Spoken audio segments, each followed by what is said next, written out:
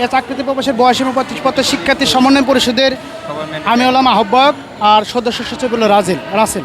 একটা সংগঠনের কোনো যদি কোথাও নিয়োগ সংগঠন বহির্ভূত কোনো কর্মকাণ্ড ঘটে থাকে তাহলে সংগঠনের আহ্বায়ক এবং সদস্য সচিব হিসেবে আমরা সেই সিদ্ধান্তগুলো নিয়ে থাকি। সুতরাং আমরা মনে করি যে কিছু বিচ্ছিন্ন শিক্ষার্থী রয়েছে যারা চাকরিতে প্রবেশের বয়সীমাটি সুন্দরভাবে সুশৃঙ্খলভাবে দীর্ঘদিন সবাই কাঁধে কাঁধ মিলিয়ে আন্দোলনটা চালিয়ে যাচ্ছিলাম। কেউ হয়তো এই সুসময়ে এসে কিছু ফায়দা নেওয়ার জন্য নিজেকে সমন্বয়ক বা বিভিন্ন কিছু দাবি করে কিছু অপ্রীতিকর কোনো সুযোগ সুবিধা নেওয়ার জন্য এরকম বলে থাকতে পারে, কিন্তু বিষয়টি আমরা মনে করে থাকি আমাদের আলাদা কেউ নয়, আমরা সকলেই 35 প্রত্যাশী। আমাদের সংগঠনের কোনো বিভাজন নেই।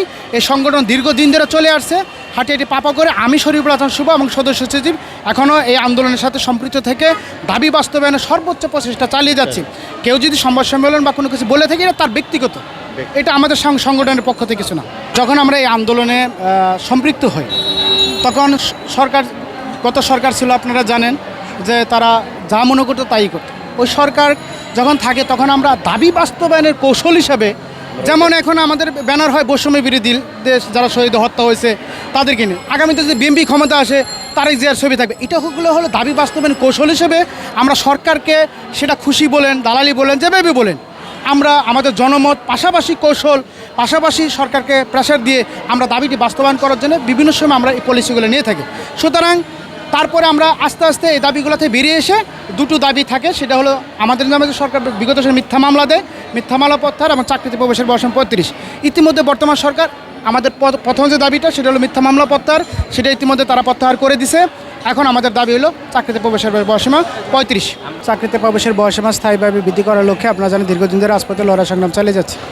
এমন তো অবস্থায় জানেন যে আমরা বিগত দিনগুলোতে এই রাজপথে আন্দোলন লড়াই সংগ্রাম করতে গিয়ে দুটি মামলার শিকার হই এবং রাজপথে পুলিশের হয়রানির শিকার হই, কিন্তু তারপরেও আমরা সত্য এবং ন্যায়ের পথে এবং যৌক্তিক দাবির পথে রাজপথে দীর্ঘদিনের আন্দোলন চালিয়ে যাচ্ছিলাম। এমন তো অবস্থায় আপনারা জানেন বিগত সরকার এই বিষয়টি বারবার আশ্বাস দিল, সেটা কিন্তু বাস্তবায়ন করে নেই। আপনারা জানেন গত 5 আগস্ট যখন সরকার পরিবর্তন হয়, সেক্ষেত্রে নতুন সরকার যারা আসে তাদের নিয়ে আমরা একটা আশার জায়গা তৈরি করেছি, কারণ আমরা কোঠা আন্দোলন করেছি, কাঁধে কাঁধ মিলিয়ে 35 বাস্তবায়নের জন্য আমরা লড়াই সংগ্রাম করেছি। আর ছাত্রদের ম্যান্ডেট নিয়ে যে সরকার এসেছে আমরা এটা প্রত্যাশা বেশি করি, যার ফলে আমরা রাজপথে অহিংস আন্দোলনের মাধ্যমে এই দাবিটি বাস্তবায়ন করার জন্য আন্দোলন চালিয়ে আসছি। এমন তো অবস্থা আপনারা জানেন গত 5 তারিখে আমরা পিএইচের সামনে একটা মানববন্ধন করি এবং আমাদের চাকরিতে প্রবেশের বয়সীমাটি স্থায়ীভাবে বৃদ্ধি করার জন্য 10 তারিখ পর্যন্ত একটা আলটিমেটাম দেয় এবং আগামী 22 তারিখে, যদি 10 তারিখে দাবি বাস্তবায়ন না হয় 22 তারিখে ইনশাল্লাহ আমরা একটা অহিংসা একটা শিক্ষার্থী সমাবেশে ডাক দিয়েছি। যদি প্রয়োজন হয় তারা আগেও আমরা এই সমাবেশ করতে পারি। এমন অবস্থায় আরও জানেন সারা বাংলাদেশে অহিংস মানববন্ধন চলমান রয়েছে। চাকরিতে প্রবেশের বয়সীমা স্থায়ীভাবে বৃদ্ধি করার জন্য আমরা এই বর্তমান সরকারকেও আমরা ইতিমধ্যে মিটিং করেছি, তারা একটা কমিশন গঠন করেছে, সেই কমিটির সাথে আলোচনা করেছি। সেই সাথে আমরা বিভিন্ন দলের বিএনপি মহাসচিব থেকে আরম্ভ করে গণ অধিকার পরিষদ, জামাতের আমির থেকে সকল সুপারিশ তথ্যপত্র কমিশনের কাছে আমরা দিয়েছি। তারা কমিশন বলেছে আগামী এক সপ্তাহ 7 কার্য দিবসের মধ্যে প্রতিবেদনটি রাষ্ট্রের কাছে জমা দেবে, রাষ্ট্র সেটা সিদ্ধান্ত নিয়ে দ্রুত সময়ের মধ্যে প্রজ্ঞাপন করে দিবে।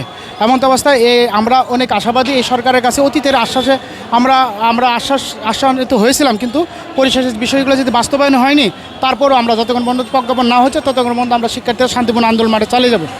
অনেক ধরনের এই দাবিটি বাস্তবায়নে নস্যাৎ করার জন্য চক্রান্ত চলমান রয়েছে। তবে আমরা কোনো চক্রান্তকেই আমলে না নিয়ে দাবি বাস্তবে সারা বাংলাদেশে ইতিমধ্যে আপনার জানেন মানববন্ধন শুরু হয়েছে, আমরাও মানববন্ধন করেছি এবং আমাদের সুশৃঙ্খল শান্তিপূর্ণ অ্যাক্টিভিটি চলমান থাকবে।